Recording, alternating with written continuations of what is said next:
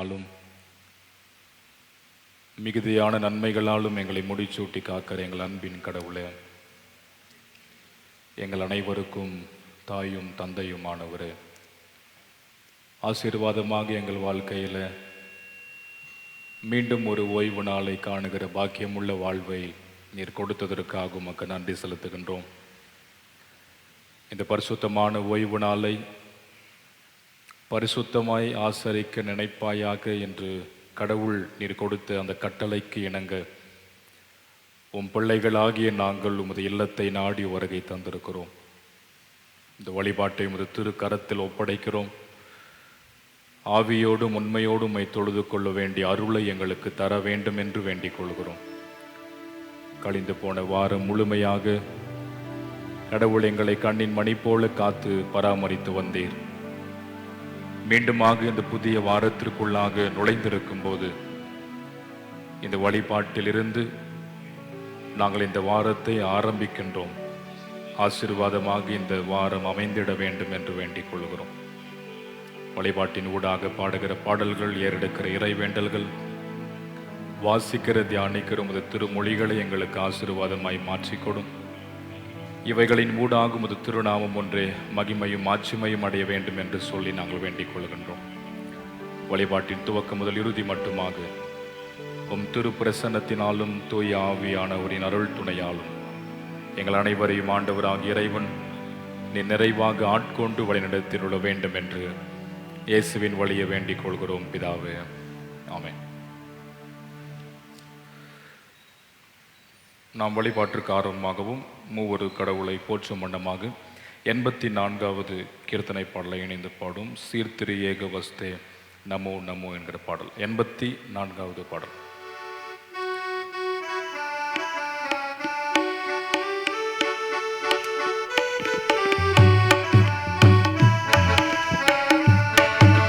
சீர்திரு ஏகவஸ்தே நமோ நமோ, நீ திருவடிக்கு நமஸ்தே நமோ நமோ.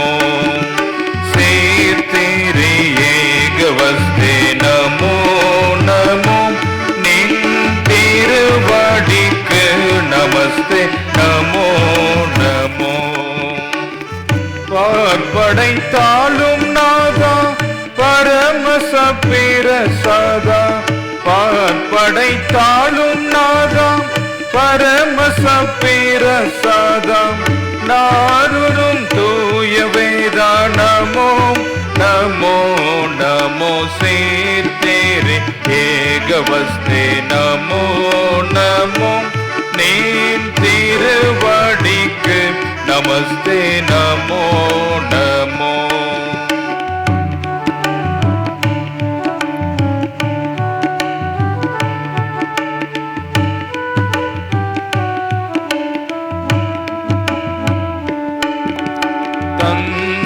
பராபரனே நமோ நமோ, ஏமை தாங்கி ஆதரிப்போனே நமோ நமோ. தந்தை பராபரனே நமோ நமோ, ஏமை தாங்கி ஆதரிப்போனே நமோ நமோ. சொந்த குமாரன் தந்தாய் சொல்லரும் நலமீந்தாய், சொந்த குமாரன் தந்தாய் சொல்லரும் நலமீந்தாய், எந்த வீர் போக்குமேந்தாய் நமோ நமோ நமோ. சீர்திரு ஏகவஸ்தே நமோ நமோ, நீ திருவடிக்கு நமஸ்தே நமோ நமோ.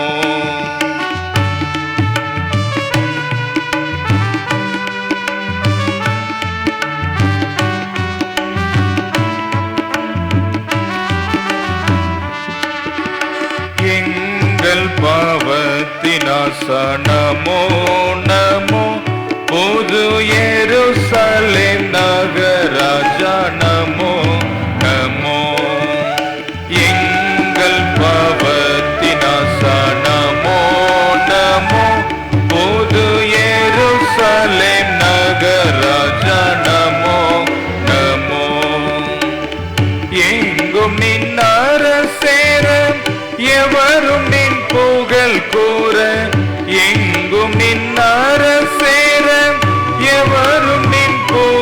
கூற துங்க மந்தையில் சேர நமோ நமோ நமோ சேர்த்தேரி ஏகவஸ்தே நமோ நமோ நமஸ்தே நமோ நமோ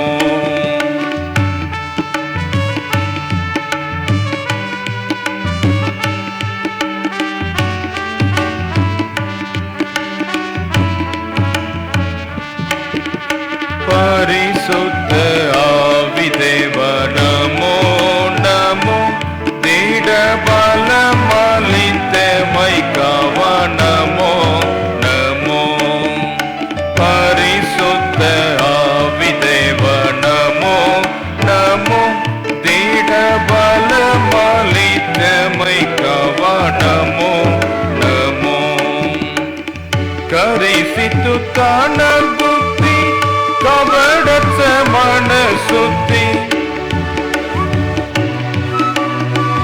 கபடற்ற மனசுத்தி திருமொழி பற்று பத்தி நமோ நமோ நமோ சீ தேரே ஏகவஸ்தே நமோ நமோ நீ திருவடிக்கு நமஸ்தே நமோ நமோ. நம்ம யாவரும் எழுந்து நின்று பிரதான தேவாரத முறைமையை பின்பற்றுவோம்.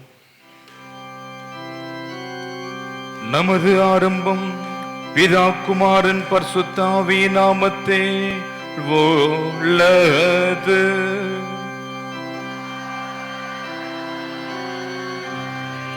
கர்த்தருக்குள் பிரியமானவர்களே, நமது பிதாவாகிய கடவுளிடம் கபடச்சிரதயம் உள்ளவர்களாய் அண்டை சேர்ந்து நமது பாவங்களை அவருக்கு அறிக்கையிட்டு அவைகளை மன்னிக்க நமது இரட்சகராகிய இயேசு கிறிஸ்துவே நாமத்தில் அவரை கெஞ்சி கேட்போம் வாருங்கள்.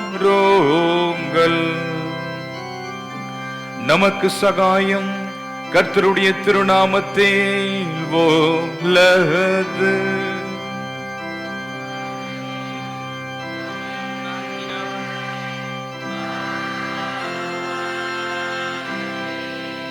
ஏன் மீறுதல்களை கர்த்தருக்கு அறிக்கையிடுவேன் என்றே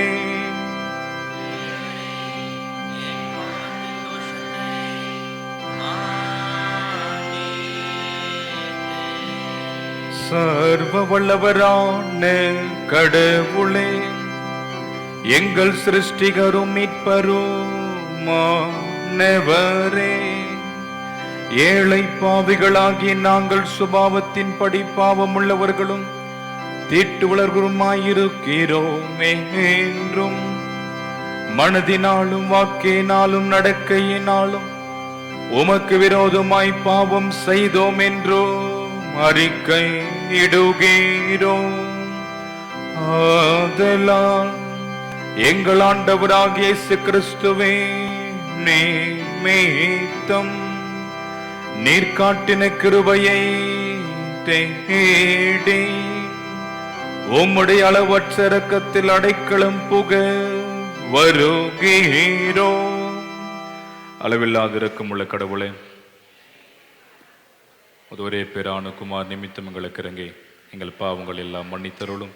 அந்த கிருபையினால் நித்திய ஜீவனை சுதந்திரத்துக் கொள்ளும்படி உண்மையும் சிலர் அருமையான அறிவை வசனுக்கு உண்மையான கீழ்ப்படுதலையும் பரிசுத்த ஆவியை கொண்டு எங்கள் ஆண்டவராக இயேசு கிறிஸ்துவின் மூலமாய் வேண்டிக் கொள்கிறோம். கர்த்தாவே, ஆம். சர்வ வல்லவரான பரமபிதாவாகிய கடவுள் நமக்கு இறங்கினார். அவர் தமது ஒரே பேரான மைந்தரை நமது பாவங்களுக்காக மரணத்திற்கு ஒப்பு கொடுத்து அவர் நிமித்தம் நமது பாவங்களை மன்னிக்கிறார். அவர் நாமத்தில் விசுவாசம் உள்ளவர்களுக்கு கடவுளின் பிள்ளைகளாகும்படி அதிகாரம் கொடுத்து அவர்களுக்கு தமது தூய ஆவியானவரை தந்துள்ளதாக வாக்குத்தத்தம் பண்ணினார். விசுவாசம் உடையவனாய் ஞானஸ்நானம் பெற்றவன் ரட்சிக்கப்படுவான். கர்த்தாவே, எங்கள் அனைவருக்கும் கிருபை செய்தருளும்.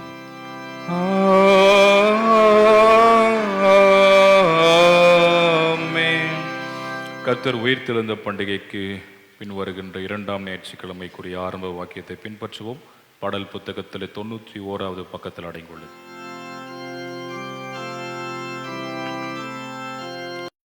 பூமி யெகோவாவின் காருண்யம் நிறைந்திருக்கிறது.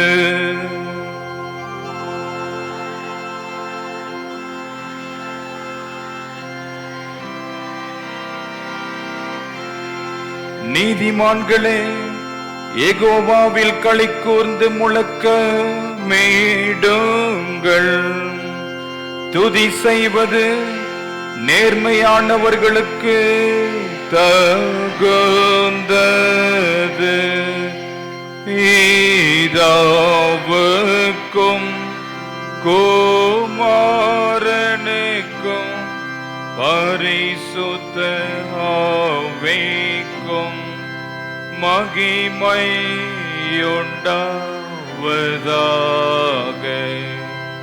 ஆதியிலும்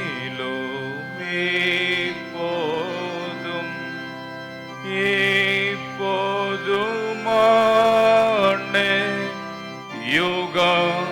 யுகங்களாய் இருக்கிறபடியே. ஆமென். கர்த்தாவே, எங்களுக்கிரங்கும். கிறிஸ்துவே, எங்களுக்கிரங்கும். கர்த்தாவே, எங்களுக்கிரங்கும்.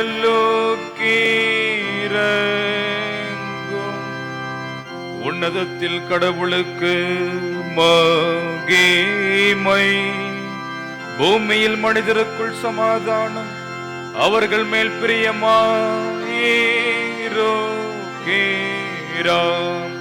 பரமராஜாவாகிய கர்த்தாவே, சர்வ வல்லமையுள்ள பிதாவாகிய கடவுளே, ஒரே பேரான குமாரனும் ஆண்டவருமாகிய இயேசு கிறிஸ்துவே,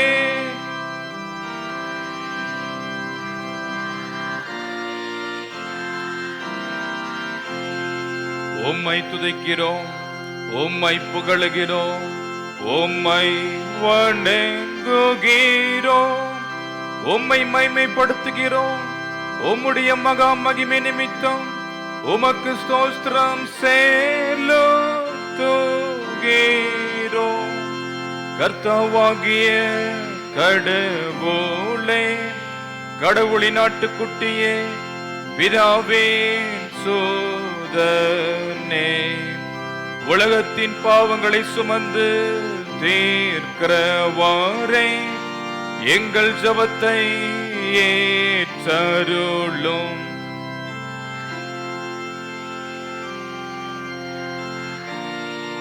எங்களுக்கு இரங்கும். இயேசு கிறிஸ்துவே, உம்முடைய பிதாவின் மகிமையிலே பரிசுத்தாவியோடு நீர் ஒருவர் பரிசுத்த, நீர் ஒருவர் ஆண்டவர், நீர் ஒருவர் உன்னதமானவரா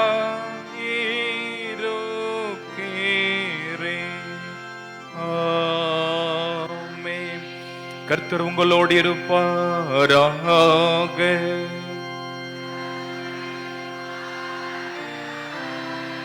பிரார்த்தனை செய்வோமாக. அன்புள்ள கடவுளே, உமது மைந்தரால் தாழ்மையாக்கப்படுதலாம் கெட்டுப்போன உலகத்தை நீர் சீர்படுத்துவதற்காக உமக்கு ஸ்தோத்திரம். உமது உண்மையான அடியாருக்கு முடிவில்லாத சந்தோஷத்தையும் நித்திய மரணத்தின் ஆபத்தில் இருந்து நீர் மீட்டு கொண்டவர்களுக்கு அழியாத ஆனந்தத்தையும் அளிக்க வேண்டும் என்று உம்மோடும் தூய ஆவியோடும் ஏக கடவுளாய் என்றென்றைக்கும் பிழைத்து ஆண்டு கொண்டிருக்கிற உமது மைந்தராக எங்கள் நாதர் கிறிஸ்து இயேசுவின் மூலமாய் உமை வேண்டிக் கொள்ளுகிறோ.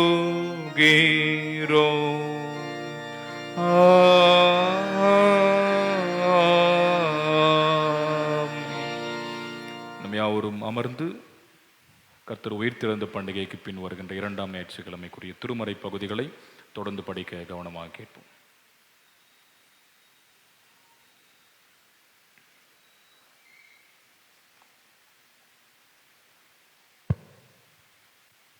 கர்த்தர் ஸ்தோத்திரம். கர்த்தர் உயிர்த்தெழுந்த பண்டிகைக்கு பிந்தின 2ஆம் ஞாயிறு குறிக்கப்பட்ட திருமறை பகுதியின் உட்பகுதி சங்கீதம் 116 சங்கீதம் 1ஆம் வசனம் தொடங்கி 14ஆம் வசனம் முடிய. கர்த்தருக்கு ஸ்தோத்திரம். 116ஆம் சங்கீதம் 1 14 முடிய. கர்த்தர் என் சத்தத்தையும் என் விண்ணப்பத்தையும் கேட்டார். அவரின் அன்பு கூறுவேன். அவர் தமது செவியை எனக்கு சாய்த்திரும்படினால் நான் உயிரோடு இருக்கும்படி மிகவும் அவருக்கு தொழுது கொள்வேன். மரணக்கட்டுகளுக்கு என்னை சுற்றி கொண்டது, பாதாள இடுக்கட்டுகள் கண்களில் என்னை பிடித்தது. இக்கட்டுகளையும் சஞ்சலத்தையும் அடைந்தேன். அப்பொழுது நான் கர்த்தருடைய நாமத்தை தொழுது கொண்டு, கர்த்தாவே என் ஆத்துமாவே விடியும் என்று கெஞ்சினேன். கர்த்தர் கிருபையும் நீதிமுள்ளவர், நம்முடைய தேவன் மனமுருக்கமானவர். கர்த்தர் கபடற்றவர்களை காக்கிறார். நான் மெலிந்து போனேன், அவர் என்னை இரட்சித்தார். என் ஆத்துமாவே, கர்த்தர் உனக்கு நன்மையும் செய்யப்படினால் நீ எனக்கு இளைப்பாறுதலும் திரும்பும். என் ஆத்துமாவே, மரணத்துக்கும் என் கண்களையும் கண்ணீருக்கும் என் காலை இடாதபடிக்கு தப்புவித்தீர். நான் கர்த்தருக்கு முன்பாகவும் ஜீவனுள்ள தேசத்திலே நடப்பேன். விசுவாசித்தேன், ஆகையால் பேசுகிறேன். நான் மிகுந்தியும் வருத்தப்பட்டேன். எந்த மனுஷனும் பொய்யானவன் என்று என்னை மனக்கலக்கத்திலே சொன்னான். கர்த்தர் என்னை செய்த எல்லா உபகாரங்களுக்கும் அவருக்கும் எண்ணத்தை செலுத்துவேன். இரட்சிப்பின் பாத்திரத்தை எடுத்துக்கொண்டு கர்த்தருடைய நாமத்தை தொழுது கொள்வேன். நான் கர்த்தருக்கு செய்த பொருத்தனைகளை அவருக்கு ஜனங்களுக்கும் முன்பாகவும் செலுத்துவேன். குறிக்கப்பட்ட சங்கீத பாகம் வாசிக்கப்படுவது அப்படின்னாலும் குறிக்கப்பட்ட பழைய ஏற்பாடு பகுதி அப்போஸ்தலர் நடபடிகள் 2ஆம் அதிகாரம் 14ஆம் வசனம் மட்டும், அதை தொடர்ந்து 36 முதல் 41 வரை. அப்போஸ்தலர் நடபடிகள் 2ஆம் அதிகாரம் 14 படி. அப்போஸ்தலர் 2ஆம் அதிகாரம் வசனங்கள் 14. அப்பொழுது பேதுரு 11 கூட நின்று அவர்களை நோக்கி உரத்த சத்தமாய், யூதர்களே, எருசலேமில் வாசம் பண்ணுகிற ஜனங்களே, நீங்கள் எல்லாரும் அறிவீர்களாக, என் வார்த்தைகளுக்கு செவி கொடுங்கள். அதே அதிகாரத்தில் 36 முதல் 41 முடிய. ஆகையினால் நீங்கள் சிலுவையில் அறைந்த இந்த இயேசுவை தேவன் ஆண்டவரும் கிறிஸ்துவும் ஆக்கினார் என்று இஸ்ரவேல் குடும்பத்தார் யாவரும் நிச்சயமாய் அறிய கடவர்கள் என்றான். இதை அவர்கள் கேட்டபொழுது இருதயத்திலே குத்தப்பட்டவர்களாகி பேதுருவையும் மற்ற அப்போஸ்தலரையும் பார்த்து, சகோதரரே, நாங்கள் என்ன செய்ய வேண்டும் என்றார்கள். பேதுரு அவர்களை நோக்கி, நீங்கள் மனம் திரும்பி ஒவ்வொருவரும் பாவம் மன்னிப்புக்கென்று இயேசு கிறிஸ்துவின் நாமத்தினாலே ஞானஸ்நானம் பெற்றுக்கொள்ளுங்கள். அப்பொழுது பரிசுத்த ஆவியின் வரத்தை பெறுவீர்கள். வாக்குத்தத்தமானது உங்களுக்கும் உங்கள் பிள்ளைகளுக்கும் நம்முடைய தேவனாகிய கர்த்தர் வரவழைக்கும் தூரத்தில் உள்ள யாவருக்கும் உண்டாயிருக்கிறது என்று சொல்லி, இன்னும் அநேக வார்த்தைகளினாலும் சாட்சி கூறி, மாறுபாடுள்ள இந்த சந்ததியை விட்டு விலகி உங்களை ரட்சித்து கொள்ளுங்கள் என்று புத்தி சொன்னான். அவருடைய வார்த்தைகளை சந்தோஷமாய் ஏற்றுக்கொண்டவர்கள் ஞானஸ்நானம் பெற்றார்கள். அன்றைய தினம் ஏறக்குறைய 3000 பேர் சேர்த்து கொள்ளப்பட்டார்கள் என்றார். குறிக்கப்பட்ட பழைய ஏற்பாடு பகுதி வாசிக்கப்படுவது அப்படின்னாலும் குறிக்கப்பட்ட நிர்வாக்கியம் 1 பேதுரு 1ஆம் அதிகாரம் 17ஆம் வசனம் தொடங்கி 25ஆம் வசனம் முடிய நான் வாசி கேட்போம்.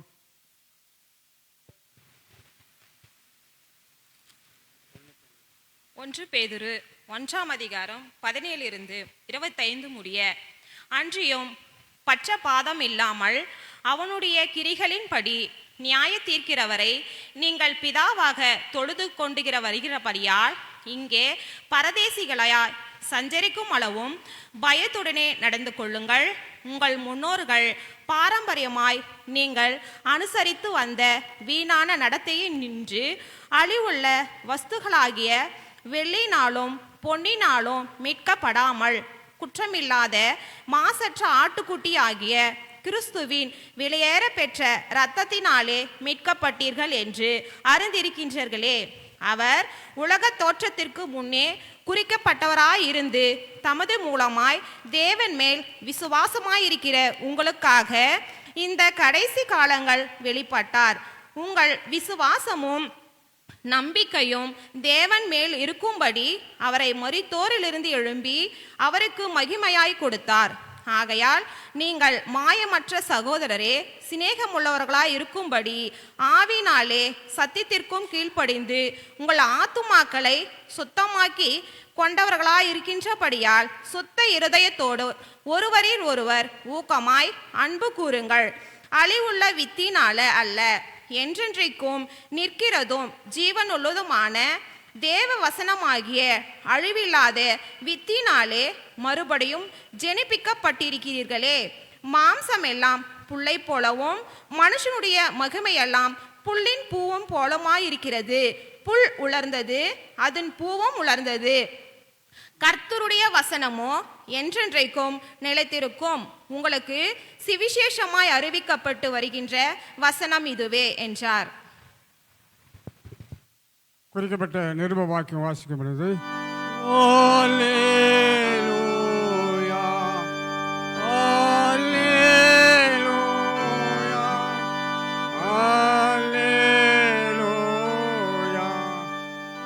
அப்படி நாளுக்கு குறிக்கப்பட்ட சுவிசேஷ பகுதி லூக்கா புத்தகம் 24ஆம் அதிகாரம் 13ஆம் வசனம் தொடங்கி 35ஆம் வசனம் படி நாம் வாசிக்க கேட்போம். ஆண்டவரே உமக்கு மகிமை.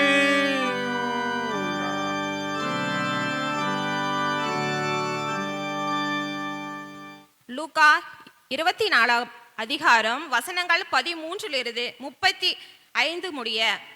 அன்றைய தினமே அவர்களில் 2 பேர் எருசலேமுக்கு 7 அல்லது 8 மைல் தூரமான எம்மாவு என்னும் கிராமத்துக்கு போனார்கள்.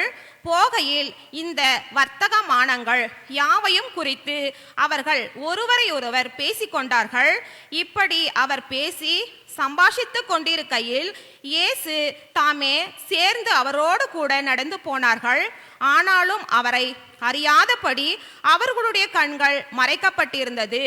அப்பொழுது அவர் அவர்களை நோக்கி, நீங்கள் துக்கமுள்ளவர்களாய் வழி நடந்து ஒருவரைக்கொருவர் சொல்லிக் கொள்ளுகிற காரியங்கள் என்னவென்று கேட்டார். அவர்களில் ஒருவனாகிய கிலோயாப்பா என்னும் பிரத்யுத்தரமாக, இந்நாளில் எருசலேமிலே நடந்து வந்தவைகளை அறியாதபடிக்கு நீர் அந்நியராயிருக்கிறோ என்றார். அவர் எவைகள் என்றார். அதற்கு அவர்கள் நசரேனாகிய இயேசுவை குறித்தவைகளிலோ அவர் தேவனுக்கு முன்பாகவும் ஜனங்கள் எல்லாருக்கும் முன்பாகவும் செய்கையிலும் வாக்கிலும் வல்லமையுள்ள தீர்க்கதரிசியாயிருந்தார். நம்முடைய பிரதான ஆசாரியரும் அதிகாரிகளும் அவரை மரண ஆக்கினைக்குட்படுத்தி சிலுவையில் அறைந்தார்கள். அவரே இஸ்ரவேல் மீட்டு ரட்சிப்பவர் என்று நாங்கள் நம்பியிருந்தோம். இவைகள் சம்பவித்து இன்று 3 நாளாயிற்று.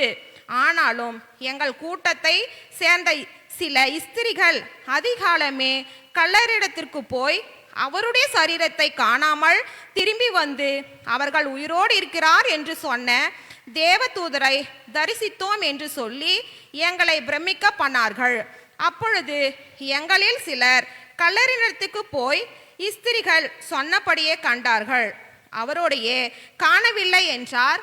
அப்பொழுது அவர்களை நோக்கி, தீர்க்கதரிசிகள் சொன்ன யாவையும் விசுவாசிக்கிறதுக்கு புத்தி இல்லாதமாய் இருதயம் உள்ளவர்களே, கிறிஸ்து இவ்விதமாக பாடுபடவும் தமது மகிமையில் பிரவேசிக்கவும் வேண்டியதில்லை என்று சொல்லி, மோசே முதலிய சகல தீர்க்கதரிசிகளும் எழுதின வேத வாக்கியங்கள் எல்லாவற்றிலும் தம்மை குறித்து சொல்லியவைகளை அவர்களுக்கு விவரித்து காண்பித்தார்கள்.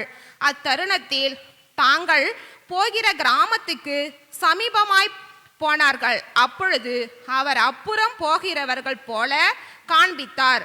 அவர்கள் அவரை நோக்கி, நீர் எங்களுடனே தங்கியிரு, சாயங்காலமாயிற்று, பொழுதும் போயிற்று என்று அவரை வருந்தி கேட்டுக்கொண்டார்கள். அப்பொழுது அவர் அவர்களுடனே தங்கும்படி உள்ளே போனார். அவர் பந்தி இருக்கையில் அவர் அப்பத்தை எடுத்து ஆசீர்வதித்து அதை பிட்டு அவர்களுக்கு கொடுத்தார். அப்பொழுது அவர்களுடைய கண்கள் திறக்கப்பட்டு அவரை அறிந்தார்கள். உடனே அவர் அவர்களுக்கு மறைந்து போனார்.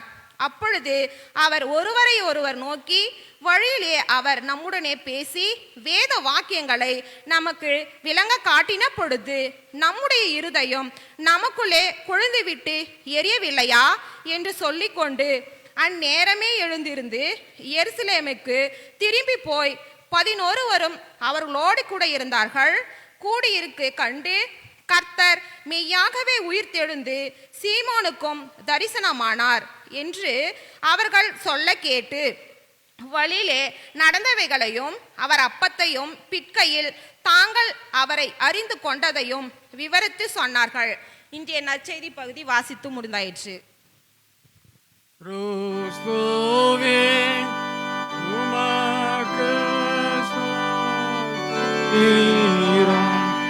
ஆண்டவருடைய வாழ்வை அருளும் திருமொழிகளை படிக்க கேட்ட நாம் அதற்கு மறுமொழியாக நமது விசுவாசத்தை அப்போஸ்தல விசுவாச பிரமாணத்தின் வழியாக அறிக்கை செய்வோம். பரலோகத்தையும் பூலோகத்தையும் படைத்த சர்வ வல்ல பிதாவாகிய கடவுளை சுவாசிக்கிறேன். அவருடைய ஒரே பேரான குமாரனும் நம்முடைய ஆண்டவருமாகிய இயேசு கிறிஸ்துவை சுவாசிக்கிறேன். பரிசுத்த ஆவியினால் கர்ப்பத்தில் உற்பவித்து கண்மடுத்து பிறந்து பொந்தை விழாத்தின் பாடுபட்டு சிலுவையில் அறை உண்டு மறைத்து அடக்கம் பண்ணப்பட்டார். பாதாளத்தில் இறங்கி 3ஆம் நாள் மரித்தோர்ந்து உயிர்த்தெழுந்தார். அவருக்கு உயிர்த்தோரி மரித்தோர் நியாயத்திற்கு வருவார். பொதுவான பரிசுத்த கிறிஸ்துவ சபையும் பரிசுத்தருடைய ஐக்கியமும் பாவ மன்னிப்பும் சரீர உயிர்த்தெழுதலும் விசுவாசிக்கிறேன். நாம் யாவரும் அமர்ந்து ஆண்டுடைய இறை செய்திக்கு ஆயத்தமாக 249வது ஞானப்பாடல், இவ்வந்தி நேரத்தில் எங்கே போய் தங்குவீர் என் இயேசு என்கிற பாடல் இறுதி சரணத்தின் போது நாம் எழுந்து நின்று பாடுவோம். 249வது ஞானப்பாடல்.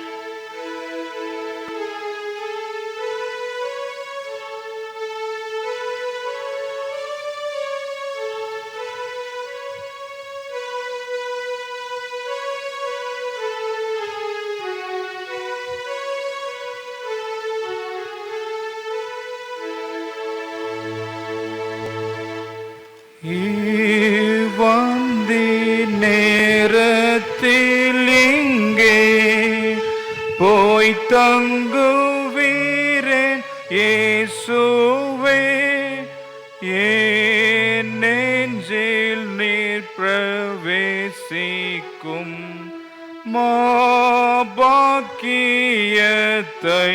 அருளும். நேசரே நீராடியே விண்ணப்பத்து கிணங்குமே, என் நெஞ்சில் வாஞ்சை தேவரே ஒருவரே என்றறிவே.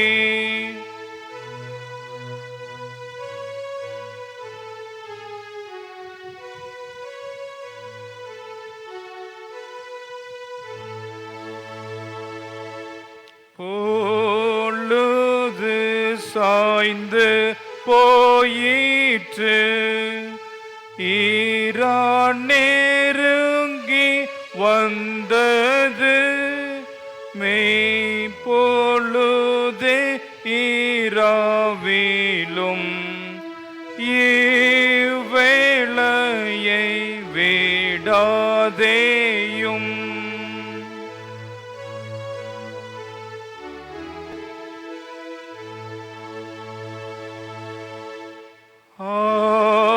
என்னை பாவராத்திரி பீடித்து கெடுக்கப்படி நீர் ஒளி வீசி அருளும். இரட்சகரே ரட்சிப்பின் பாதை காண்பியும்.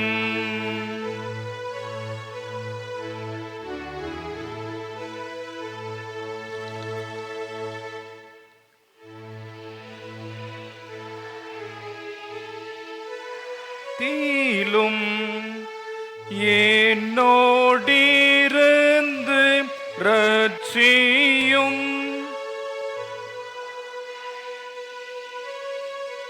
பற்றினேன்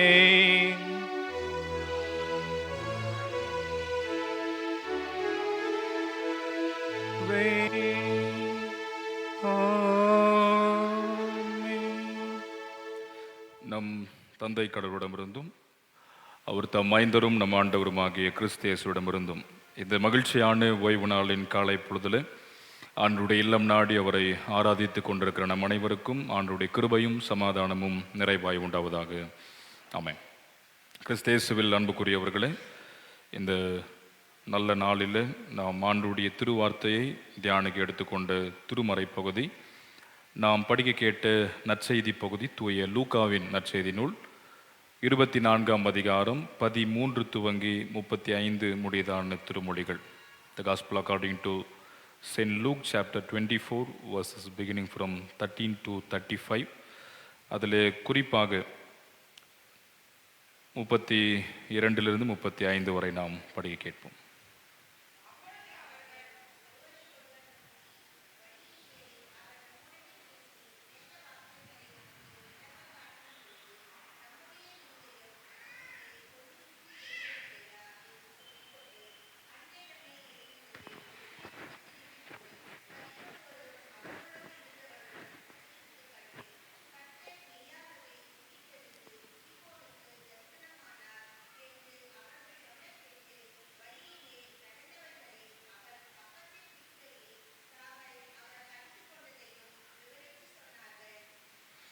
ஜெபம் செய்வோம். அன்பின் ஆண்டவரே, உமது திருமொழிகளை உமது மக்களாகி நாங்கள் இப்பொழுது சிந்திக்க முற்படும்போது நீர் எங்களோடு பேச வேண்டும் என்று நாங்கள் வேண்டிக் கொள்கிறோம். உம் திருவார்த்தைகளை உமது வார்த்தைகளாக ஏற்றுக்கொள்ளவும் அவ்வார்த்தைகளை நாங்கள் வாழ்வாக்கி கொண்டு வாழவும் நீர் எங்களுக்கு அருளைத்தார். பேசுகிற அடியனை மறைத்து நீர் வெளிப்படும், நாங்கள் அனைவரும் கேட்கிறோம். எங்கள் கண்மலையும் எங்கள் மீட்பெருமாகிய கர்த்தாவே, அடியனின் வாயின் வார்த்தைகளும் கூடியிருக்கிற எங்கள் அனைவரின் இருதயத்தின் சிந்தனைகளும் உமது திரு முன்னிலையில் உகந்தவையாயிருக்கட்டும்.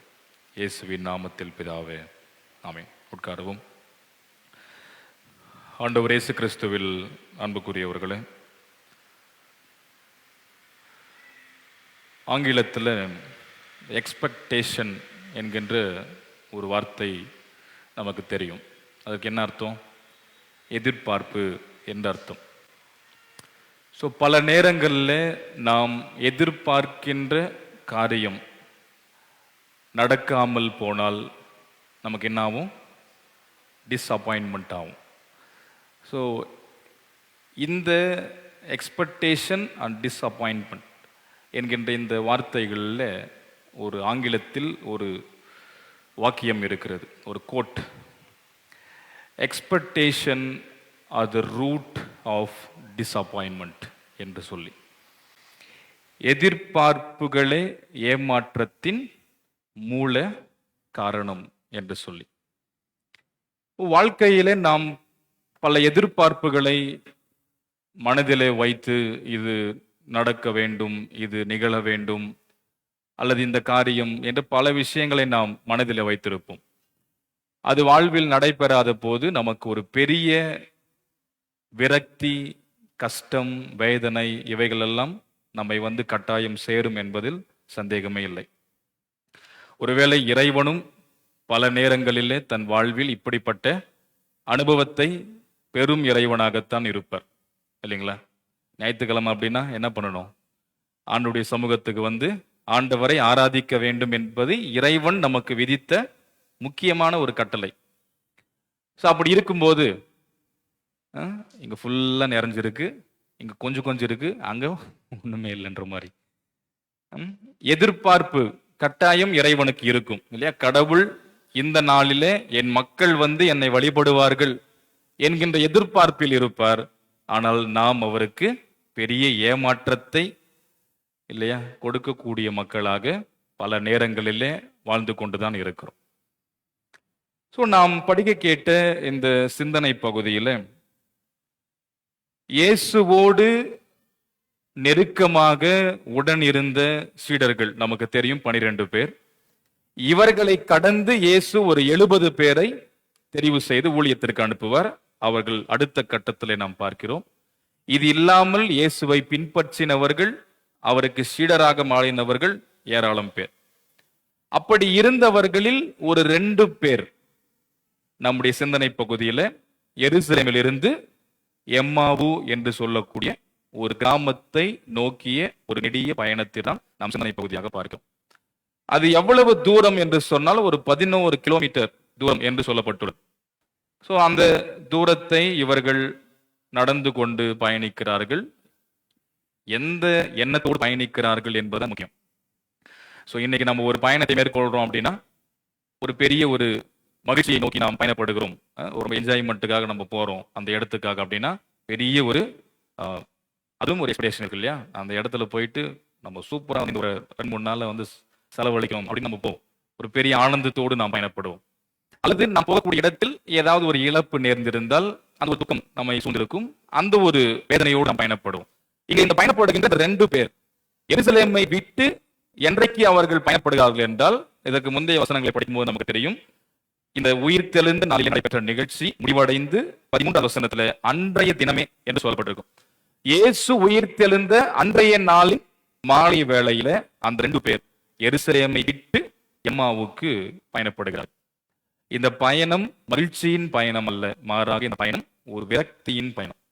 அவர்கள் நினைத்தது நடைபெறாமல் போய்விட்டதே என்கின்ற ஏக்கத்தில், வேதனையில் பயணப்படுகின்ற 2 பேரை பற்றி தான் நாம் பார்க்கிறோம். இந்த 2 பேர் அந்த 11 கிலோமீட்டர் தொலைவில் உள்ள அந்த இடத்தை நோக்கி போகிறார்கள். 14வது வசனத்தில் வாசிங்க.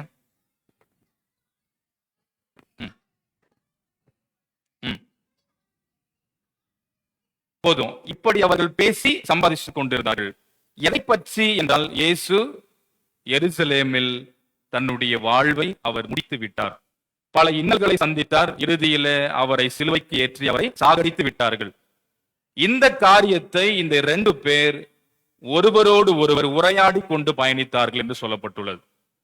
அது ஆங்கிலத்தில் they both are deliberating என்று ஆங்கிலத்தில் சொல்லப்பட்டுள்ளது. அவர்கள் இருவரும் ஆழ்ந்து ஆராய்ந்து அந்த காரியத்தை பேசிக் கொண்டிருந்தார்கள். they are not just discussing. அவர்கள் சாதாரணமாக அதை பற்றி அவர்கள் பேசவில்லை, ஆராயவில்லை, மாறாக ரொம்ப ஆழமாக அந்த காரியத்தை டெலிபரேட் பண்ணாங்க என்று ஆங்கிலத்தில் பயன்படுத்தப்பட்டுள்ளது. அப்போ ரொம்ப ஆழமாக அந்த விஷயத்தை அவர்கள் பேசிக்கொண்டு பயணப்பட்டு கொண்டிருக்கும் போதுதான் 15 வாசிக்கிறோம், இயேசு அவர்களுடன் இணைந்து நடந்து போனார் என்று நாம் பார்க்கிறோம். அவர்களோடு இணைந்து இயேசு ஒரு பயணத்தை தொடர்வதை நாம் பார்க்கின்றோம். அப்ப நம்முடைய வாழ்க்கையில நாம் விரக்தியோடு, வேதனையோடு, இன்னலோடு நம்முடைய வாழ்வின் பயணத்தை நாம் ஒவ்வொரு நாளும் பயணித்து வாழ்ந்து கொண்டிருக்கும் போது நாம் எப்பொழுதும் யோசிக்க வேண்டும், கடவுள் நம்மோடு இணைந்து பயணிக்கும் கடவுளாக அவர் இருப்பார் என்று சொல்லி. இவர்கள் அழைக்கவில்லை. அவர்கள் இருவரும் இப்படி நடந்து போச்சே, என்னதான் இது அப்படின்னு சொல்லிட்டு, கடவுளே உன் மகனை நீ கைவிட்டு விட்டீரே, சரி நீங்களாவது என்ன பண்ணுங்க, அவர் தான் விட்டு போயிட்டாரு, நீங்களாவது என் கூட இருங்கள் என்றெல்லாம் எதுவும் சொல்லவில்லை. அவர்கள் நடந்தவைகளை ஆழ்ந்து ஆராய்ந்து ஆழமாக பேசிக்கொண்டு போனார்கள். இயேசு அவர்களோடு உடன் இணைந்து ஒரு பயணத்தை மேற்கொண்டார் என்று நாம் பார்க்கிறோம். அப்படி அவர்கள் போய்கொண்டிருக்கும் போதுதான் 17வது வசனத்துல நாம் வாசிக்கிறோம், அதனுடைய கடைசி வார்த்தைகள், அவர்கள் முகம் வாடி நின்று விட்டார்கள் என்று சொல்லப்பட்டுள்ளது. அவருடைய முகங்கள் எல்லாம் வாடி போயிருக்கிறது. ஏனென்றால் இயேசு மரித்து விட்டார் என்கின்ற எண்ணத்தோடு அவர்கள் இருக்கிறபடியினால் இயேசு கேட்கிறது, எதை பத்தி நீங்க பேசிட்டு போறீங்க? அப்ப அவர் சொல்லுகின்றார்கள், அதிலே ஒருவன், அந்த கிளியோப்பா என்று சொல்லக்கூடிய ஒருவன் சொல்லுகின்றான், எருசலேமில் இருக்கின்ற எல்லா மக்களிலும் நீர் ஒருவர் தான் இந்த கேள்வியை கேட்கிறீங்க. எல்லாருக்கும் என்ன நடந்தது என்று தெரியும், ஆனால் உமக்கு ஒன்றும் தெரியவில்லையோ என்று அவர்கள் கேட்கிறார். இப்படி கேட்டுவிட்டு தொடர்ந்து நாம் படிக்கின்றோம். 19வது வசனத்திலிருந்து ஒரு 24வது வசனம் வரையிலும் ஒரு நீண்ட வசனங்கள், 19, 24, 5 வசனங்களில அவர்கள் விளக்கி சொல்கிறார்கள் என்னெல்லாம் அந்த இயேசுவுக்கு நடந்தது அவங்க சொல்றாங்க ஆரம்பத்துல, நசரேயனாகிய இயேசுவை பற்றிய சங்கதிகளே, அந்த இயேசு கிறிஸ்து ஒரு வல்லமையுள்ள இறைவாக்கினராக, ஒரு தீர்க்கதரிசி, ஒரு ப்ராஃபிட்டாக அவர் இருந்தார் என்றார். அவர் சாதாரணமாக இல்லை, மாறாக அவர் கடவுளுக்கு முன்பதாகவும் எல்லா மக்களுக்கு முன்பதாகவும் அவர் சொல்லிலும் செயலிலும் வாக்கிலும் செய்கையிலும் வல்லமை நிறைந்த தீர்க்கதரிசியாக காணப்பட்டார். கடவுளுக்கும் மக்களுக்கும் முன்பதாக அப்படிப்பட்ட ஆற்றல் படைத்தவராக அந்த இயேசு இருந்தார். ஆனால் தொடர்ந்து நாம் பார்க்கிறோம், வாசிங்க 20வது வசனத்துல.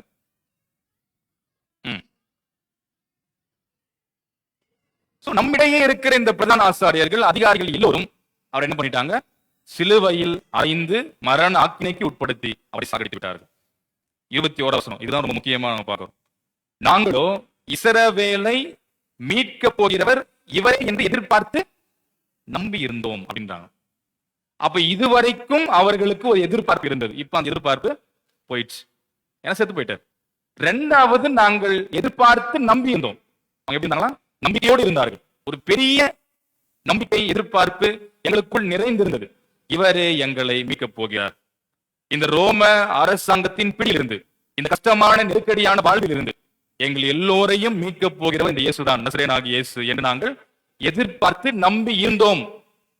இப்ப நம்பிக்கையோடு இருக்கிறோம்ல, நம்பி இருந்தோம். ஆனா இப்போ அந்த நம்பிக்கையும் போயிடுச்சு, எதிர்பார்ப்பும் எங்களிடையே இல்லை என்று மிகவும் வேதனையோடு அவர்கள் இதை பதிவு செய்கிறார்கள். தொடர்ந்து பேசுறாங்க. இன்றோடு இது எத்தனை நாள்? 3 நாள் ஆயிடுச்சு. ஆனால் அடுத்தது சொல்லுகிறார்கள், எங்களை சில பெண்மணிகள் போய் கல்லறையில் பார்த்தார்கள், நடந்தவர்களை சொன்னார்கள், எங்களுக்கு ஒரு பெரிய பிரமிப்பை உண்டாக்கி விட்டார்கள். இன்னும் சிலர் போய் பார்த்தார்கள், அவர்களும் சொல்லுகின்ற வார்த்தைகள் எல்லாம் கேட்கும் போது எங்களுக்கு ஒரு பெரிய பிரமிப்பை கொடுக்கிறது, ஆச்சரியத்தை அளிக்கிறது. போய் பார்த்தார்களாம், இயேசு அங்கே இல்லை, காணவில்லை என்றெல்லாம் வந்து சொல்கிறார்கள்.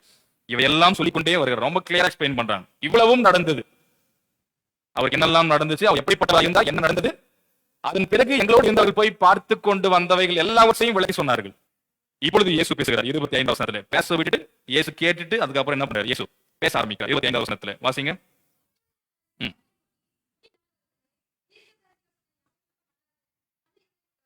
இயேசு அவர்களை கடித்துக் கொள்கிறார். புத்தி இல்லாதவர்களே, மந்த இருதயம் உள்ளவர்களே, ஏன் உங்கள் உள்ளத்தை கடினப்படுத்தி நம்பிக்கை அச்ச நிலையில் இருக்கிறீர்கள்? இயேசு சொல்கிறார், ஏற்கனவே ஒரு 3 முறை தன்னுடைய சிலுவை பாடை பற்றி முன்னறிவித்திருக்கிறார். அதாங்க சொல்ற, கிறிஸ்து இவ்விதமாய் பாடுபட்டு தமது மகிமையில் பிரவேசிக்க வேண்டியதில்லையா என்று சொல்லி இயேசு திருமறையை, அதில் அவரை பற்றி எழுதியிருக்கக்கூடிய விஷயங்களை அவர்களுக்கு விவரித்து விளக்கி சொன்னார் என்று நான் பார்க்கிறோம். 26வது வசனத்துல, மோசேயிலும் சகல தீர்க்கதரிசிகளிலும் இருந்து தொடங்கி எல்லா ஆகமங்களிலும் தம்மை பற்றி எழுதியவைகள் எல்லாவற்றையும் இயேசு அந்த 2 பேருக்கு விவரித்து சொன்னார், விளக்கி காண்பிக்கிறார். அந்த திருமறை தான் மிக முக்கியம். அதுதான் நம்முடைய வாழ்வின் அடித்தளம். அதனால்தான் லுத்தர் ஸ்கிரிப்சர் அலோன் அப்படின்னு சொல்றாரு இல்லையா? சோலா ஸ்கிரிப்சோரா அப்படின்னு லத்தீன் இல்லை, அதை லுத்தர் சொல்லுகின்றார், திருமறையினால் மாத்திரமே. திருமறை தான் நமக்கு மிக முக்கியமானது. இவர்களிடத்திலே சாதாரணமாக பேசுவதை காட்டிலும் திருமறையிலிருந்து பேச வேண்டும் என்று இயேசு விளக்கி காண்பிக்கிறார். மோசே துவங்கி தீர்க்கதரிசிகள் எல்லோரும் இயேசுவை பற்றி எவைகள் எல்லாம் முன் அறிவித்தார்களோ, தீர்க்க தரிசனமாய் சொன்னார்களோ, அவைகள் எல்லாவற்றையும் இயேசு அவர்களுக்கு விவரித்தார் என்று நாம் பார்க்கிறோம். திருமறை நமக்கு ஒரு பெரிய மாற்றத்தை கொடுக்கும். இங்க விவரித்து சொன்ன பேர் நடைபெறுகிற விஷயங்கள் நமக்கு தெரியும். அதுல குறிப்பாக நீங்க 32வது வசனத்தை வாசிக்கும் போது வாசிங்க.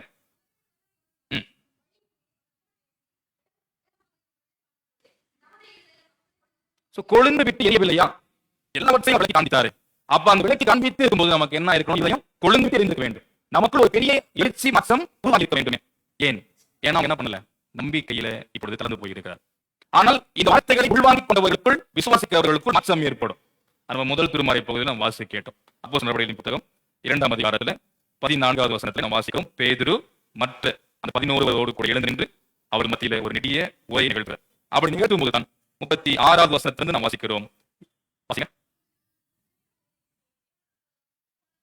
நீங்கள் சிலுவையில் அறைந்த இயேசுவை கடவுள் என்னவாக ஆக்கினார் என்றால் அவரை ஆண்டவரும் கிறிஸ்துவுமாக ஆக்கினார். இதை இஸ்ரவேல் வீட்டாரே எல்லோரும் நிச்சயமாய் அறிந்து கொள்ளுங்கள் என்று சொல்லிவிட்டு 37வது வசனத்தில் சொல்லுகிறார். இவைகள் எல்லாவற்றையும் கேட்ட மக்கள் இருதயத்தில் குத்தப்பட்டவர்களாகி பேதுருவையும் மற்ற அப்போஸ்தலர்களையும் பார்த்து, சகோதரர்களே, நாங்கள் என்ன செய்ய வேண்டும் என்றார்கள். எல்லோரும் இருதயத்தில் குத்தப்பட்டவர்கள். வசனம் அவர்களுக்குள் ஒரு பெரிய மாற்றத்தை ஏற்படுத்தி ஒரு தாக்கத்தை உண்டாக்கி இருக்கு. நாங்க என்ன பண்ண சொல்லுங்க? இப்போ நீங்க சிலுவையில் அடைந்து நீங்க தான் எல்லாத்தையும் பண்ணீங்க. நீங்க அதுக்கு மிகப்பெரிய காரணம். அந்த அதிகாரிகள் மட்டும் இல்ல, சிலுவையில் அறையும் பரபாசை விடுதலை செய்யும் என்று சொல்லி அதான் மக்கள் தான். நீங்களும் அதற்கு உடந்த நீங்களும் காரணம். எல்லாம் சொன்ன பிறகு அவர்கள் சொல்கிறார்கள், என்ன பண்ணணும்னு சொல்லுங்க, நாங்க செய்வோம். ஒருவேளை அப்போஸ்தலர் செத்து போய் சொன்னா செத்து இருப்பான். அந்த அளவுக்கு அவர் வந்து விட்டார். அப்பொழுது அந்த பேதுரு அவரிடம் சொல்கிறார், நீங்கள் மனம் திரும்புதலுக்கு என்றும் பாவ மன்னிப்புக்கு என்றும் ஒவ்வொருவரும் கிறிஸ்து இயேசுவின் நாமத்தினால் ஞானஸ்நானம் எடுங்கள் அப்படின்னார். ஞானஸ்நானத்தை எடுத்து உங்களுடைய குற்ற உணர்ச்சி, நீங்கள் செய்த பாவம், ஆண்டவருக்கு நீங்கள் செய்த எல்லாம் இப்பொழுது உங்களுக்கு மன்னிக்கப்படும். ஆகினாலே மனம் திரும்பி பாவ மன்னிப்பை அதற்குரிய ஞானஸ்நானத்தை எடுத்துக் கொள்ளுங்கள் என்று சொன்னார். அவர் எல்லோரும் இவைகளை உள்வாங்கி கேட்டு 41வது வசனத்திலே வாசிக்கிறோம். இந்த வார்த்தைகளை ஏற்றுக்கொண்டவர்கள் ஞானஸ்தானம் பெற்றார்கள். எத்தனை பேர்? 3000 பேர் ஞானஸ்தானம் பெற்றார்கள். ஒரு பெரிய மாஸ் பேப்டிசம் அப்படின்வாங்க. ஒரு பெரிய நிலையில 3000 பேர் அந்த தினம் ரட்சிக்கப்பட்டார். ஆண்டவரை அவர்கள் உள்வாங்கிக் கொண்டார்கள். ஆண்டவரை விசுவாசித்து நம்பி ஏற்றுக்கொண்டு இறுதியில அவர்களிடம் கேட்டு ஞானஸ்தானம் எடுங்கள் என்று சொன்னார்கள். ஞானஸ்தானத்தை பெற்றுக்கொண்டார். ஒரு பெரிய மாற்றம் இந்த திருவசனம் ஏற்படுத்தும். ஏன் நாம் படிய கேட்ட 2வது திருமறை பகுதி, நிறுவ பகுதியில் பேதுரு மிக அழகாக எழுதி வைத்திருக்கிறார். 1 பேதுரு 1:25 வாசிங்க.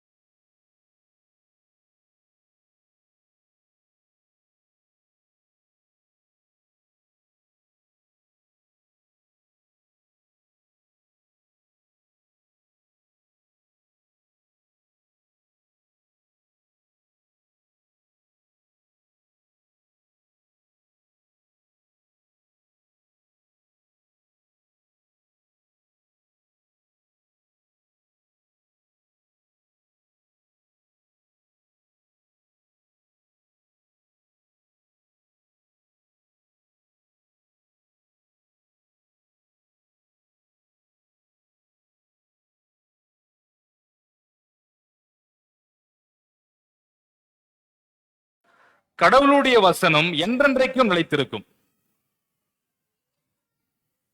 ம் ம் வாசிங்க வாசிங்க. புல் உலரும், பூ உதிரும், கர்த்தரின் வசனமோ என்று இயேசுவை அவர்கள் கேட்டுக்கொண்டார்கள். ஆனால் இயேசு எப்படி போனாரா? ஒரு பாட்டு கூட இருக்கு இல்லையா, அப்புறம் போகிறவர் போல காணப்பட்டாலும் இயேசு அவர் அவர்களை கடந்து போகிறவர் போல் தன்னை காண்பித்துக் கொண்டார். சரி, நம்ம கூட வந்தாரு, பேசினாரு, சரி போறாரு, எப்பா போய் தொழிட்டார் சாமின்னு நினைப்போம்ல. ரொம்ப பேசுறாங்க, கேட்கவே முடியல, இவங்க போனா போதுண்டா எப்பா அப்படின்னு சொல்லுவாங்க சில பேர். அப்பா ரிலாக்ஸ் ஆகுது, ரொம்ப பேசுறாரு, ரொம்ப சொல்லிட்டாரு, அதனால போனா போதும் அப்படின்னு அவர்கள் அவரிடம் கெஞ்சி வருந்தி, ஆண்டவரை எங்களோடு தங்கியும், சாயங்காலம் ஆயிடுச்சு, பொழுதும் போய்விட்டது என்று அவர்களை வருந்தி கேட்டார். அப்பொழுது இயேசு அவர்களுடன் தங்கினார் என்று நான் பார்க்கிறேன். நம் வாழ்க்கையில் நம்ம அப்படி வருந்தி அவரிடம், ஆண்டவரே எங்களோடு எப்பொழுதும் இரும், எங்களோடு தங்கிரும், எங்களை விட்டு போகாதிரும் என்று கேட்டால் நம்முடனும் ஆண்டவர் தங்குவார். நம்ம விட்டு விலகாதவர் அந்த ஆண்டவர். அதை சங்கீதக்காரன் சொல்றார் 116வது சங்கீதத்தில். அந்த எல்லா வசனம் எடுத்து வாசிக்கும் போது நமக்கு தெரியும். கடவுளிடம் சங்கீதக்காரன் தாவீது கெஞ்சி கேட்கிறார், ஆண்டவரே எங்களை விடுவியும், என்னை இக்கட்டிலிருந்து பாதுகாத்துக் கொள்ளும், அந்த மரணத்தில் என்னை சுட்டிக் கொண்டது, பாதாள இடத்தில் என்னை பிடித்தனர் கடவுளே என்று அவர் கேட்கிறார். கடவுளிடம் அவர் கேட்டு அழைப்பு தந்து என்னை என்ன செய்யுங்க, இதிலிருந்து மீட்டுக் கொள்ளும், இன்னும் இரும், எல்லாவற்றையும் மாற்றிப் போடும் என்று அவர் வருந்தி அவரிடம் கேட்டுக்கொள்ளும் ஒரு அற்புதமான நபராக சங்கீதக்காரன் காணப்பட்டார். இவர் எல்லாவற்றையும் தான் அவருக்கு என்னெல்லாம் ஆண்டவர் செய்தார் என்பதை விவரித்து சொல்றார். 116வது சங்கீதத்தில் மொத்தம் ஒரு 19 வசனம் இருக்கு. என் வாழ்க்கையில இப்படி என்னுடைய மரணத்தில் பிடித்துக் கொண்டது, பாதாள இடுக்கண்கள் என்னை பிடித்தது, நான் மிகவும் நெருக்கப்பட்டேன், கஷ்டப்பட்டு வேதனைப்பட்டேன், எல்லாமே சூழ்ந்து கொண்டது. நான் கடவுளிடம் கேட்டேன், ஆண்டவரே எல்லாத்தையும் மாற்றுங்க, இந்த சூழ்நிலை மாற வேண்டும் என்று விரும்பி கேட்டேன், அவர் எல்லாவற்றையும் எனக்கு மாற்றி அமைத்தார். என்ன செய்வேன் அப்படி சொல்றாரு 13வது வசனத்துல, கர்த்தர் எனக்கு செய்த எல்லா உபகாரங்களுக்காக எனக்கு செலுத்துவேன், ரட்சிப்பின் பாத்திரத்தை எடுத்துக்கொண்டு தொழுது கொள்வேன் அப்படின்னு. இதுக்கு எல்லாவற்றுக்கும் ஈடு என்ன? இவ்வளவு செஞ்சிருக்கார் கடவுள், அதுக்கு நான் கைமாறு என்ன செய்ய முடியும் என்றால், ரட்சிப்பின் பாத்திரத்தை எடுத்துக்கொண்டு கடவுளை போய் வழிபடுவதுதான் அதற்கு ஈடு. அதை கடவுள் விரும்புகிறார், அதான் எதிர்பார்க்க ஆரம்பம். நம்ம வாழ்க்கையில் கடவுள் நிறைய செய்திருக்கார். நாம் அளித்தால் என் சூழ்நிலை மாற்றும் என்றால் எங்களுடன் இரும் என்றால் இருக்கிற எல்லாவற்றையும் செய்கிறவர், நம் நிலைகளை மாற்றி அமைத்து நமக்கு மகிழ்வை கொடுக்கிறவர். இப்படி கடவுள் இருக்கும்போது அவர் செய்திருக்கிற எல்லா உபகாரங்களுக்காக நாம் கடவுளுக்கு போய் நன்றி சொல்ல வேண்டும், அவரை வழிபட வேண்டும். இதை கடவுள் எதிர்பார்க்க நம்மிடம். ஆனால் நாம் பல நேரங்களில் அவரை ஏமாற்றம் அடைய செய்யும் நிலைக்கு அவை தள்ளப்படுகிறோம், அவை தள்ளி வைக்கிறோம். பார்த்துக்கலாம் அப்புறம் போலாம், அப்புறம் வழிபடலாம். அப்படி அல்ல, நம்முடைய வாழ்வில் ஒவ்வொரு நாளும் ஒவ்வொரு நிமிடமும் அந்த நன்றி உணர்வோடு வாழ்தலை கடவுள் விரும்புகிறார். நம்ம அழகா கிளியரா விவரித்து இங்கே சொல்லப்பட்டு ஆக இங்கே நம்முடைய வாழ்க்கையை அழைக்கும் போது, எங்களுடன் இரும் என்று கூப்பிடும்போது ஆண்டவர் நிச்சயம் இருப்பார். அவர் வருந்தி கெஞ்சி கேட்டார்கள், வாங்க எங்களுடன் இருங்கள், இருந்தார் அவர்களுடன் இயேசு என்று பார்க்கிறோம். தொடர்ந்து திருமறையிலே வாசிக்கும் போது அடுத்தது என்னவென்றால், இயேசு அவர்களுடன் இணைந்து இப்பொழுது நாம் அந்த சாக்கிரமத்தை என்று சொல்கின்ற திருவருட்சாதனம், என்னது நம்முடைய சாக்கிரமம் சொல்லி, ஒன்று ஞானஸ்நானம், இன்னொன்று திருவிருந்து. இந்த திருவிருந்தை இயேசு அங்கே ஏற்படுத்தும் ஆண்டவராக பார்க்கிறோம். சோ அவர்களுடன் இயேசு பந்தி அமர்ந்து, இரவு பொழுது போய்விட்டது, இரவு வந்துவிட்டது. 30வது வசனத்தில் பந்தி இருக்கையில் அவர் அப்பத்தை எடுத்தார், ஆசீர்வதித்தார், அதை பிட்டு கொடுத்தார், எடுத்தார், ஆசீர்வதித்தார், பிட்டார், கொடுத்தார். அப்படி கொடுத்த மாத்திரத்தில் 31வது வசனத்தில் வாசிக்கிறோம், அவர்கள் கண்கள் திறக்கப்படவே அவர் இன்னார் என்று அறிந்து கொண்டார்கள், அவரோ அவர்களுக்கு மறைந்து போனார் அப்படின்னு பார்க்கிறோம். இப்பொழுது அவருடைய கண்கள் திறக்கப்பட்டது. சோ அவர்கள் கண்கள் இதுவரைக்கும் மறைக்கப்பட்டிருந்ததாக நாம் பார்க்கிறோம். அவர் இன்னார் என்று இனம் கண்டு கொள்ள முடியாத நிலைக்கு கண்கள் முடிந்தது. இப்பொழுது அவர் இன்னார் அறிந்து கொண்டார். அப்போ இதைதான் நம்ம லூதரன் சபையில் நான் சொல்லும் விஷயம் அப்படின்னா, the means of grace அப்படின்னு சொல்லுவார். லூதரன் தியாலஜில மீன்ஸ் ஆஃப் கிரேஸ், அதாவது கிருபையின் எத்தனங்கள் அப்படின்னு சொல்லப்பட்டிருக்கு. என்ன அப்படின்னா the word and the sacrament. ஆண்டுடைய திருவசனம், திருவருட்சாதனம். திருவசனம் இது நமக்கு மிக முக்கியம். அடுத்தது திருவருட்சாதனமாகிய ஞானஸ்நானம், திருவிருந்தும், ராபோஜனம், இது ரொம்ப முக்கியமானது. இந்த திருவசனமும் திருவருட்சாதனமாகிய சாக்கிரமம் ஆகியவைகள் இரண்டும் நமக்கு வாழ்வில் ஒரு பெரிய மாற்றத்தை ஏற்படுத்தக்கூடியது. இங்க அந்த வசனம் ஒரு பெரிய மாற்றத்தை அவர்களுக்குள் நிச்சயம் அது ஏற்படுத்தினது. விசுவாசம் நம்பிக்கையில குன்றிருந்தார்கள். இப்பொழுது அந்த திருவிருந்தினாலே அப்பத்தை பிட்டு கொடுத்த மாத்திரத்திலே கண்கள் திறக்கப்பட்டு அவர்கள் இவர்தான் என்று கண்டுகொள்ளும் அளவுக்கு ஒரு பெரிய மாற்றம் அவர்களுக்குள் நிகழ்ந்தது. அப்போ ஒரு தெளிவான பார்வை, தெளிவான சிந்தனை அவர்களுக்குள் உருவானதை நாம் பார்க்கிறோம். அதே போலதான் இந்த வசனம் அடுத்ததாக நாம் பார்க்கிறோம், ஏன் நமக்குள் அதை கொண்டு தெரியவில்லை. ஆனால் அதை முழுமையாக ஏற்றுக்கொண்டவர்கள் தான் அப்போஸ்தலர்களை நாம் பார்க்கிறோம். என்ன பண்ணணும் சொல்லுங்க, இருதயத்திலே குத்தப்பட்டவர்களாய் அவர்கள் செய்தார். அப்ப அந்த வசனமும் சக்கிரமத்தும் நம்முடைய வாழ்வில் மிக முக்கியம். அதுதான் லூதர் சொல்கின்ற கிருபையின் எத்தனங்கள் என்று சொல்லி, the means of grace, the word and the sacrament. ஆண்டுடைய வசனமும் திருவருட்சாதனமும் இதை தான் நம்முடைய வாழ்வில் நாம் ஒவ்வொரு நாளும் வழிபாடுகளிலே நாம் கடைபிடிக்கிறோம். அதனால தான் கேத்தலிக் சர்ச்ல நமக்கு தெரியல, எப்பவுமே அவங்களுக்கு கம்பல்சரி இந்த நற்கருணை அப்படின்னு சொல்லுவாங்க. நம்ம திருவருன்னு சொல்லலையா, ராபோஜனம் சொல்றோம், கம்யூனியன், யூகரிஸ்ட் என்று சொல்லுவாங்க. ரொம்ப ரொம்ப முக்கியம். சபை கூடி வருகிற பொழுது அதை செய்யக்கூடிய முக்கியமான செயல். என்ன பண்றோம்? முக்கிய நாட்களில் மாதத்தின் முதல் நாள், முதல் வாரம், அந்த முதல் புதன்கிழமை, பல விசேஷித்த நாட்களில் நாமும் அதை பின்பற்றக்கூடியவர்களாக இருக்கும். அது மிக முக்கியம். அது நம்ம வாழ்வில் ஒரு பெரிய தாக்கத்தை ஏற்படுத்தக்கூடிய. இதை இயேசு அன்றைக்கு அவர்கள் ஏற்படுத்தி அப்பத்தை கொடுத்தார் என்று பார்க்கிறோம். நாம் தொடர்ந்து வாசிக்கும் போது 32வது வசனத்திலிருந்து அந்த விஷயத்தை சொல்லி 33ல என்ன செய்தார்கள் என்றால், அந்நேரமே எழுந்திருந்தார்கள், எருசலேமுக்கு திரும்பி போனார்கள். இது ரொம்ப முக்கியம். ஏன்னா இப்ப இவ்வளவு நேரம் 11 கிலோமீட்டர் அவர்கள் நடந்து வந்துவிட்டார்கள். அதுவும் அந்த நடைப்பயணம் என்பது மகிழ்ச்சியான நடைப்பயணம் அல்ல, ஒரு விரக்தி வேதனையின் நடைப்பயணம். அப்படி வந்து அவர்கள் தங்களுடைய இல்லங்களுக்கு வந்தடைந்தார்கள். இப்பொழுது மீண்டும் அவர்கள் எழுந்து புறப்படாவிட்டார். ஆனால் இயேசு அவர்களுடன் இப்பொழுது ஒரு பெரிய விஷயத்தை தாக்கத்தை ஏற்படுத்திவிட்டார். இதை அவர்களால் அடக்கி வைக்க முடியவில்லை. வசனத்தை கொண்டும் இந்த திருசாக்கிரமத்தாகிய திருவிருந்தின் ஊடாக ஒரு பெரிய மாற்றம் அவர்களுக்குள் நிகழ்ந்தபடியினால் அவர்கள் உடனே எழுந்திருந்து எருசலேமுக்கு போய்விட்டார்கள். மீண்டும் 11 கிலோமீட்டர் நடைப்பயணமாக போய் கீழே பார்த்தார்கள். இவர்கள் போய் சொல்வதற்கு முன்பதாக அவர் சொன்னாங்க, இவர்கள் எல்லாம் நடந்தது என்று சொல்லி முடித்த பிறகு அவர்களும் சொல்கிறார்கள், வழியில் நடந்தவைகளையும் அப்பத்தை பிட்டு இருக்கையில் தாங்கள் அவரை அறிந்து கொண்டதையும் அவர்கள் விவரித்து சொன்னார். சும்மா சொல்ல எக்ஸ்பிளைன் பண்ண விவரித்து சொன்னார்கள். அப்ப அந்த ஆண்டவருடைய வசனமும் திருவிருந்தும் திரு சாக்கிரமத்தும் அவர்களுக்குள் ஒரு எழுச்சியை, ஒரு மாற்றத்தை, தாக்கத்தை உருவாக்கி அவர்கள் அப்படியே முடங்கி போகாமல் அவர்களை உணர்வு உள்ளவர்களாக மாற்றினர். சரி, இன்னைக்கு இருக்கிற நைட் ஸ்டெப் நான் ராத்திரி ஆயிடுச்சு. இதெல்லாம் பயணம் எப்படி இருக்கும்? ரொம்ப நல்லா இருக்கும். நம்ம நல்லா அழகாக ஹைவேல நம்ம தெரியல. அன்னைக்கு கேட்டார் ஒரு லாங் ஷாட் ஒரு பெரிய பிரிட்ஜ் இருந்துச்சு. அது லைட் அப்படின்னா ஆமா ஹைவேல நல்லா அழகாக போயிடலாம். சூப்பரான லைட் செடிகள் இருக்கு. அது மாதிரி பயணமான அப்படி கிடையாது இல்லையா? அந்த இரவு பயணம் எப்படி ஒரு கிராமம், அது ரொம்ப ஒரு சிறிய கிராமம் தான் எம்மாவு. மீண்டும் எருசலேம் வாழ்வை இலக்க செய்கிற இடத்திற்கு மீண்டும் இவர்கள் வாழ்விற்காக போவது போல அவர்கள் போகிறார்கள். அந்த வசனமும் அந்த திரு சாக்கிரமந்தும் ஒரு மாற்றத்தை அவர்களுக்குள் உருவாக்கினதை நாம் பார்க்கிறோம். சோ இவைகள் எல்லாம் நடந்த பிறகுதான் அவர்கள் எல்லோரும் ஒன்றாக இணைந்து ஆண்டவரை திருப்பணி செய்யும் ஒரு மிக முக்கியமான காரியத்தை தொடர்ந்து அவர்கள் செய்தார்கள் என்று நான் பண்றேன். அன்புக்குரியவர்களே, நம்முடைய வாழ்விலும் நாமும் பல நேரங்களில் எதிர்பார்ப்புகள் விரைந்த மக்களாக வாழ்கிறோம். எதிர்பார்ப்பது நடைபெறாத போது நமக்கு ஒரு பெரிய வலியும் வேதனையும் உண்டாக்குகிறது. மனிதர்களை நம்பி வாழும் போது நிச்சயம் அந்த எதிர்பார்ப்பினால் நமக்கு விளைவது வேதனையும் வருத்தமும் ஏமாற்றமும் தான். ஆனால் ஆண்டவரிடம் அந்த எதிர்பார்ப்பு, அதை தான் அவர் சொல்றாங்க, நாங்கள் எதிர்பார்த்து நம்பி இருந்தோம் இப்போ எல்லாம் போச்சு. அப்படி ஒருபோதும் இல்லை. அப்படி இருக்கக்கூடிய சூழலையும் இயேசு உயிர் தெழுந்து மாற்றிவிட்டார்.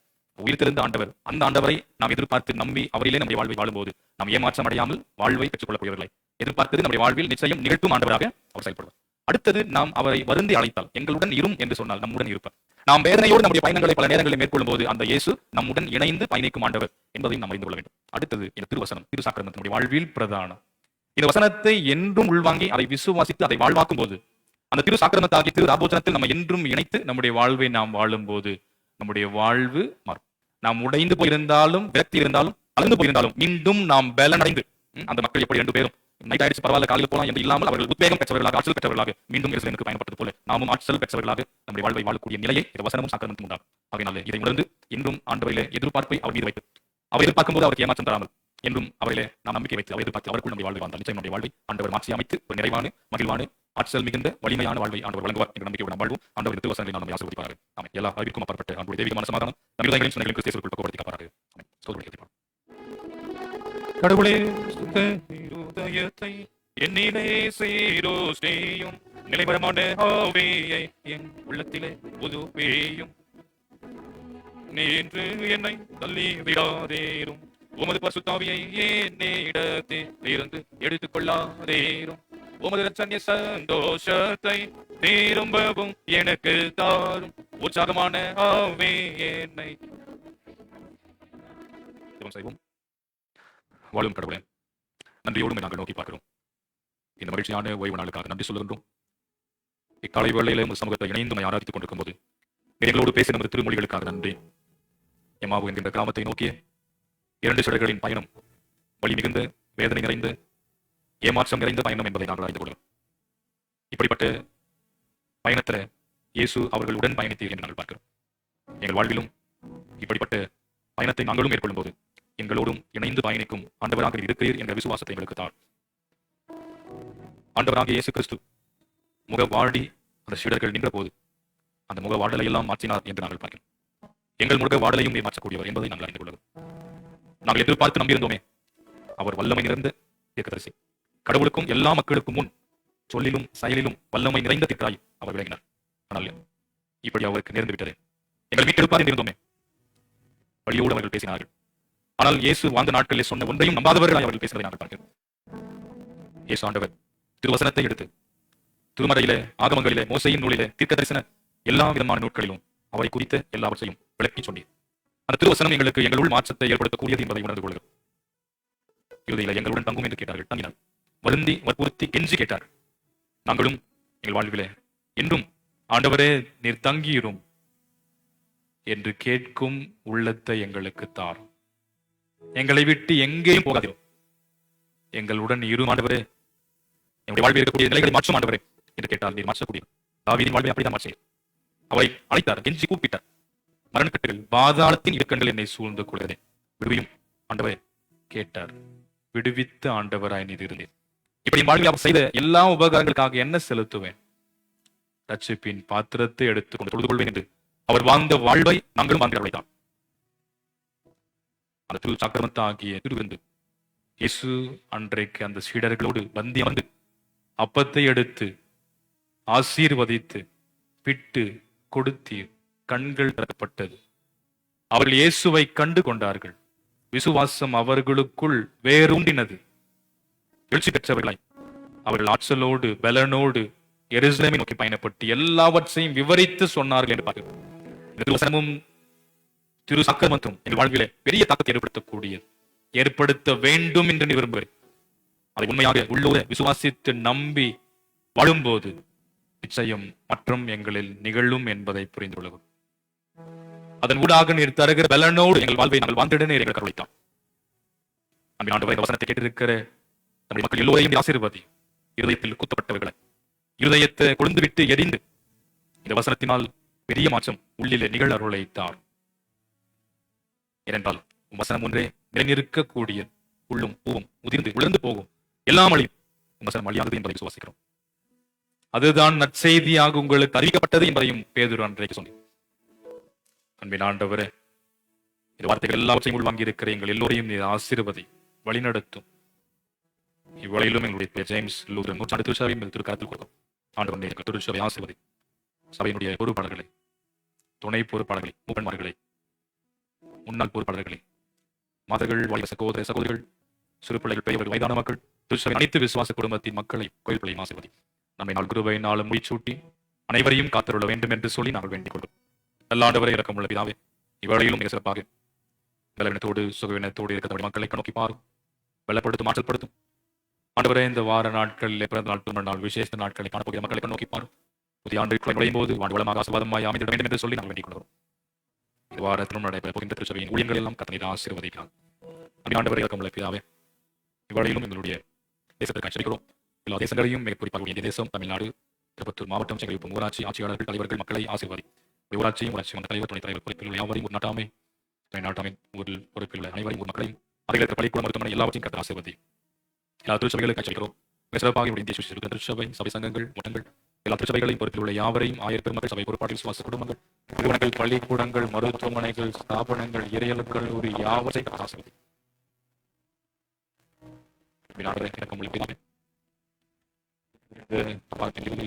இந்த சங்கமை சங்கத்தின் பள்ளியின் துறையில நடைபெற போவதான ஆண்டவரை பணிக்கிய ஆசிரியர்களுக்கான பயிற்சி